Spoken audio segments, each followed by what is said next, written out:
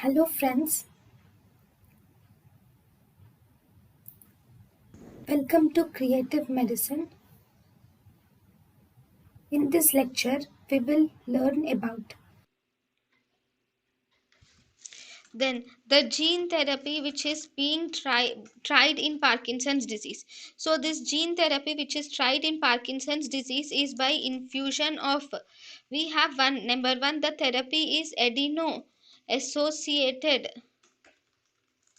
virus type 2 is infused. Actually, adeno associated virus type 2 is infused into the striatum. Okay, this adeno associated virus type 2 contains the vector for the gene. Okay, it contains the vector for the gene glutamic acid decarboxylase gene. For the glutamic acid decarboxylase gene, it contains the vector. So this glutamic acid decarboxylase gene will help in synthesis of GABA. Okay, and this is for adeno associated virus which is coding glutamate decarboxylase gene, and the same adeno associated virus 2 which is coding for aromatic acid decarboxylase, which is coding for aromatic acid decarboxylase, is also infused into the putamen. This is infused into the putamen.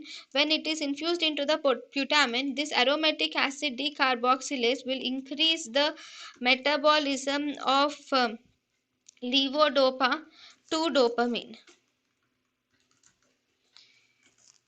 Then then the for new nurturing, for nurturing, actually what is nurturing? Nurturing is a growth factor which is important for survival of the dopaminergic neurons. So this nurturing is a growth factor which is important for the survival of dopaminergic neurons.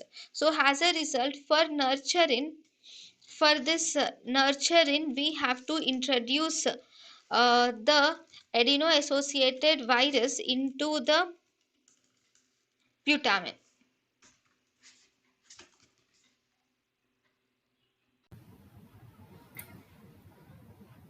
thank you and thank you for watching.